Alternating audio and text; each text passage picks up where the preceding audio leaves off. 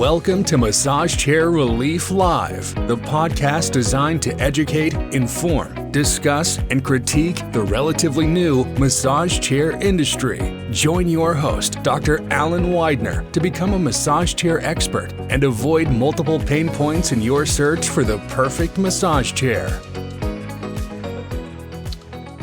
Hello, I'm Dr. Alan Widener from Massage Chair Relief, and welcome to our Massage Chair Industry Update, our first one for 2025. Today is Friday, January 3rd. Thank you so much for visiting with us today, or with me today. I appreciate you being interested enough in the information that we share to be on this broadcast. Anyways, it was an interesting year last year. It's the end of COVID and the beginning of high interest rate and inflationary time. It seemed as though people were tightening their belts more, and there seemed to be a little bit more, people were a little more reserved in spending money on things like massage chairs. But we are seeing a bit of a shift. The fourth quarter of last year, with starting with Black Friday, and of course ending on December 31st, we saw an uptick in business. And from what I've gathered from speaking to colleagues and other people involved in the industry, that has been a trend across the board. So since the end of COVID.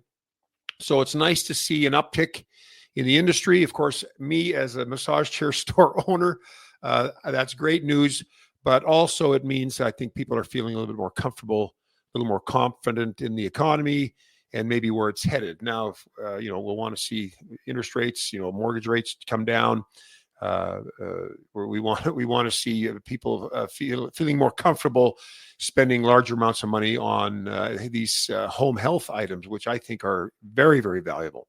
So anyways, it's good to be here. Good to be on a brand new year. I don't know where the time has gone. Honestly, all of my grandkids live out of state, and when I see them, especially the little ones, and I see how much they've changed in the months that it's been since I've seen them before, it is shocking to me how quickly time flies and how fast our kids grow up, our grandkids grow up, how fast we grow up. I look in the mirror and sometimes I don't recognize who I am. The hair's receded. It's getting gray, even more gray. I've got wrinkles now that I never had a year or two ago. But anyways, time is flying and life is happening fast. And I hope that we can all enjoy every moment as much as we can. And as difficult as things can be in our lives, and it is challenging, whether it's the economy, whether it's health, whether it's children, whether it's career, whether it's marriage, whatever. Hopefully we can find some respite from the storm of life. So, and a massage chair, and of course, this is now sounding like turning into a pitch. A massage chair is a great way to relieve that stress that you might feel in this world, because it is rather hectic and rather crazy. Anyways, enough of that philosophizing. We have we're seeing a few. There's always changes in models that are available, models that are discontinued. So, and of course, now is no different. We're seeing the Certus from Human Touch and the Supernovo have been recently discontinued. The Certus was earlier last year, but the Supernovo has becoming extinct. It's been replaced by the Supernovo 2.0 and now the Supernovo X. But those two models have been discontinued and replaced by like as I mentioned, for the Supernovo 2.0 and the Supernovo X, but the Certus has been replaced by the Human Touch Flex, which is a flex track, L track, good chair, good replacement for the Certus. But and then Osaki has discontinued their JP 650, which was JP standing for Japan. The chair's components were made in China, as a lot of the made in Japan chairs are. The components were made in China, and then they're exported to Japan, where the testing, the programming, and the assembly go on before they're shipped to their respective countries for distribution. And the JP 650 is one of those chairs, and that one has been discontinued. There were some problems with it. We had one in our showroom, and we did have some problems with it. I can understand why they're discontinuing it. And hopefully they'll have some parts available for it in the long run. But anyways, those are chairs that have been discontinued. There haven't been any new chairs like within the last couple of weeks, but one of the newer chairs that we received last year was the Decor 2. And now that it's been, the new distributor is the Fujiyorki company. And Nicholas Beast was on our Massage Chair Relief Live last year, I think last March, and he kind of introduced us to the whole new rearrangement of the Cinca chairs with Fujiyorki and the way that they're melding the two together. And that was a great discussion with Nicholas. He's a real, very knowledgeable guy and full of information. And I really enjoy talking to him because I always leave the conversation knowing much more than when I went in. But anyways, the Decor 2 it's quite a beautiful chair. And I don't know if you've seen it, but that chair has been updated from the old Cirrus and the old Stratus, but those chairs are now 100% made in Japan. And when I say 100%, I mean the production is there, the assembly, the testing, the programming is there. There may be components that come from other countries because it's a world economy, a global economy, and parts come from all over the place: Singapore, Malaysia, Taiwan, whatever. But they coalesce in the factory in Japan. And anyways, we've invited Nicholas to come back and be on our Massage Chair Relief Live broadcast. And he's got a busy January. You've got the Computer Electronics Show, or the Consumer Electronics Show. You've got the furniture market both in Las Vegas. It's a very, very busy month, and especially for the massage chair companies. But Nicholas is either going to be with us later this month or early in February, and we'll keep you posted. But that would be a great one for you to join, because it's the topic is going to be the Decor. That's going to be it. We're not going to go into many of the Fujiyorki things. We're just going to focus on the Decor chair, because the Decor 2 is such a nice upgrade from the Stratus and the Cirrus, which are their old models. And now that it's made in Japan, there's a lot of other things that have come into play. And I'm looking forward to talk to Nicholas about asking him questions about the Decor 2 a little bit more in depth. And we're going to be making some videos in the showroom within the next couple of weeks about the Decor. One of the things the Decor boasts is 10 back rollers. And I have yet to see on our floor model, which we are replacing now, but we've not peeled back the cover, if you will, to see the 10 rollers. And we're going to talk to Nick about that and about the advances made since they assumed distributorship of the Decor name and the Decor line. Now, Decor is the brainchild of Soichi Inada, who is the son of the patriarch of the Inada family, of the Inada Dreamwave, of the Inada chairs, most notably the Inada Dreamwave. And the son has created this Decor line, and it's a beautiful line. It's without doubt the best looking chair of the chairs we carry, and the closest thing to looking like a piece of furniture. But the technology is great, and we love the Japanese design. We love the Japanese engineering. And we love that chair, or those chairs, but particularly the Decor 2. But anyways, join us. I don't have a definitive date now, but that will be coming forthwith within the next week or so, and maybe even as early as this weekend once Nicholas has got his schedule nailed down. But I just wanted to prelude that with this warning, or if you will, or announcement. So looking forward to talk to Nicholas again. And of course, stay tuned for videos on the Decor 2 when we put them on our YouTube channel. That will be hopefully very informative for people that are considering buying a chair and are looking at the Decor, or looking at Japanese made chairs, truly Japanese made chairs. Okay, enough of that. We have two now. Okay, so the industry has changed a lot particularly since COVID ended. And one of the things that we're seeing more and more of are the $2,000 to $3,000 chair price points.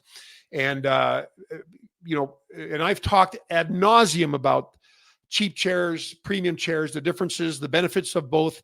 And one of the things about, and I'm not a big fan of the quality of a lot of the cheaper chairs, but the affordability allows people to get into the market and get their foot in and get a chair. And then maybe later, when that one dies or has breathed its last breath, you can upgrade to another chair. It's kind of like, a foot in the market, kind of like real estate. Getting a foot in the market is the challenge, and then once you're there, then you can upgrade and move up as time passes. But anyways, I just wanted you to know that these $2,000 to $3,000 chairs are available, and we sell them. We don't have a lot of them in our showrooms, but we do sell them. The one recommendation I would make is if you're going to get a cheaper chair, buy it from a reputable massage chair brand company. There's a lot of stuff online, a lot of things you see coming and going, mostly online because they don't have them in showrooms. But, like, for example, we just recently received the Osaki Epic and the Osaki Vito, which are two lower price chairs. They're in that $2,000 to $4,000 price range. And we're bringing them in because people are asking for them. Now, a lot of people ask for them, come and sit on them, and then want to try out some other chairs while they're in the showroom. And that messes their heads pretty good because now they can see you can just feel the difference, let alone explain the difference in quality about the components or about the quality control testing or about the smaller factory that they come from. But now you can, you can compare the chairs to nicer chairs, and it's a bit of an eye opener for a lot of people. But if your budget is strict, the $2,000 to $4,000 price point is we do have chairs that accommodate that price point. So so just to let you know that we do have those are at our Arizona store, and that's usually where we test a lot of stuff, is at our Arizona store. And if it's a good chair, like a good seller, and we're not having a lot of breakdowns with it, because you got to remember, we offer a lifetime labor warranty on every chair we sell.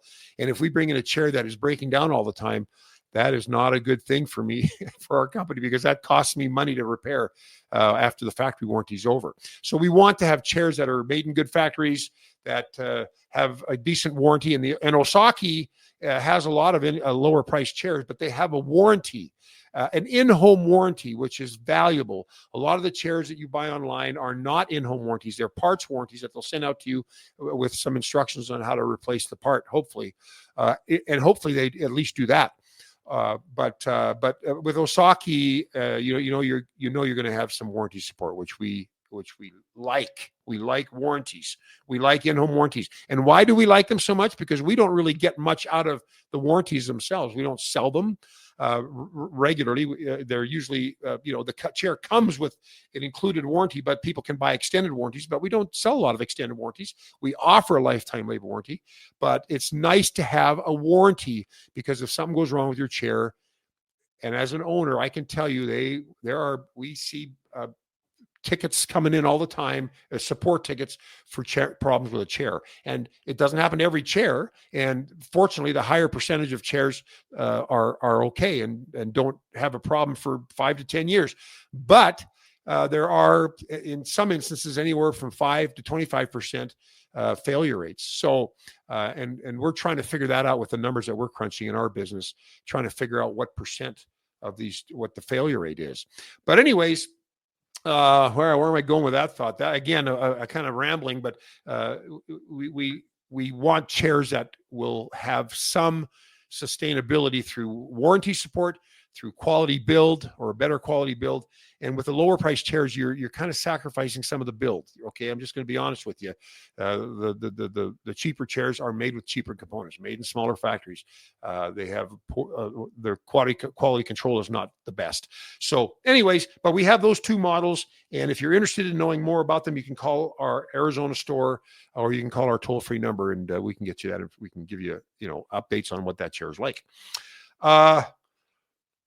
Now, I wanted to talk a little bit. Now, I talk about a lot of things in these industry updates, but it occurred to me through some discussions with customers over the years, but more recently, it's kind of come back to me how little people know about how a massage chair actually works.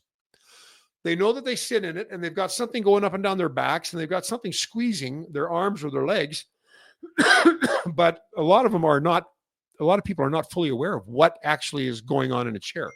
And a massage chair is essentially made up of rollers and airbags, or some people call them air cells, or there's air cells, multiple air cells inside a bigger airbag.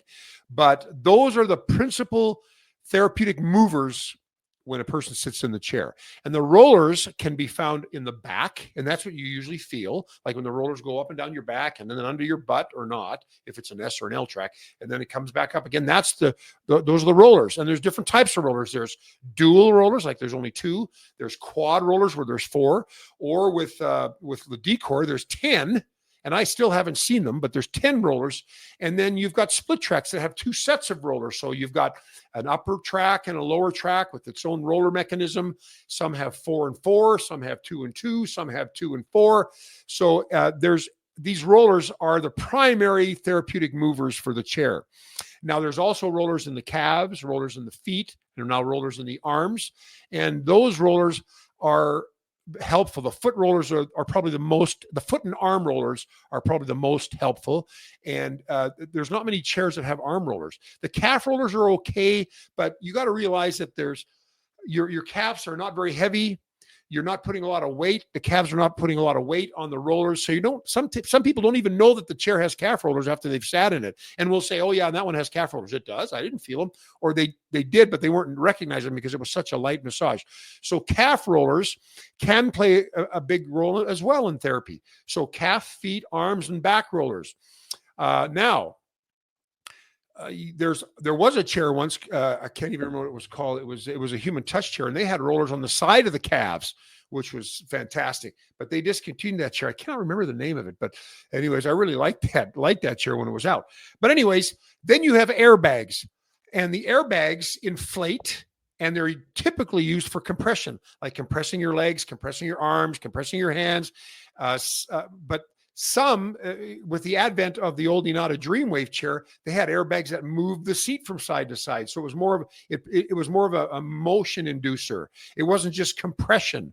And now also you've got chairs that compress, like the calves, and then the calf airbags need your calves. So they're not just compressing, but they're moving. They're actually rubbing the body part.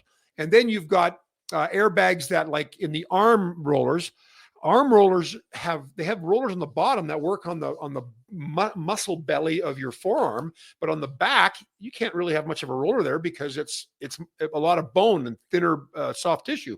So they have airbags that push the arm down onto the rollers, and that's another function of these airbags. It is compressing, but it's also serving to push down on the arm so that the roller intensity is greater. And then you've also got rollers that for shoulder airbags that pin the shoulders back, and the compression, it is compression, but in my mind the principal job of those airbags is to pin the shoulders back. So when the rollers come up and down your back, you're tractioned in, and in a stretch, when you're in a chair with a full stretch and the chair reclines, the airbags grab the calves and the feet, and then the ottoman drops down, so it's pulling your spine, and then the airbags and the shoulders are pinning your shoulders back. So now it's kind of stretching you out, and it's like I shouldn't say this, but it makes me think kind of the medieval torture devices. But this is not a torture device. This is a therapeutic device, and it doesn't feel like torture. But that's what it does. It grabs your legs, and then it tractions your arms, or your shoulders, so they can't slide up and down when the chair's trying to do a stretch. It tractions you, and so when it reclines, you really feel it pulling your back, and it's actually wonderful. And then the rollers go up and down your back to try to enhance that stretching experience. But that is what rollers and airbags do. So it's multifunctional. You got rollers that dig into all areas of your body. You got airbags that compress, move. For example, when you sit in a massage chair and you've got the foot working, the rollers are working, but the airbags are inflating, but they're also pushing your feet from side to side on some models. And then you've got, of course, tractioning the body with airbags too. So it kind of holds your body in place. So there's all kinds of functions like that, but that's basically the essential elements of the massage. Now, of course, you're also going to have a heating element. You're going to have Bluetooth. You're going to have, some chairs have vibration, not very many. Very few chairs have a vibration feature. They figure that with the tapping and you can increase the speed of the tapping of the rollers, that it's like a vibration, but the real high frequency vibration, very seldom you see that on a massage chair. But those are some of the other things that chairs have. And plus now they've got these health sensors, where you put your finger in and it measures your pulse, your perspiration, whatever other things it can measure. It measures that as it concocts a program specifically for your reading and your spine. But those are all ancillary. The actual treatment modalities are the airbags and the rollers. That's the main, excuse me, the meat and the potatoes of the massage chair therapy. I think that's just about it for this week. I hope I haven't missed anything. There's nothing worse than talking and planning a broadcast, and then after the broadcast is done, almost immediately you remember something. I don't like that, and as you can appreciate. But hopefully we've covered everything today that I felt were needed to be shared with you. And of course, if you have any questions, you can always reach us at 888-259-5380, and that's call or text. And also you can reach us through our chat feature, through our social media comment sections, whatever. But we welcome your questions and your comments anytime. Please reach out. We want to help you in the process of making the right decision for a massage chair. Anyways, if you found this video helpful, please feel free to thumbs up, like us, and help us spread the word about massage chairs by sharing this video or any of our videos with your friends and family through your various and sundry social media platforms. Well, I'm Dr. Alan Widener from Massage Chair Relief, and I will see you again in 2 weeks. Bye-bye. Thank you for listening to another episode of the Massage Chair Relief Live podcast. Subscribe to this podcast and be notified of each episode. Check out our main website at massagechairrelief.com for much more valuable information on the massage chair industry and marketplace.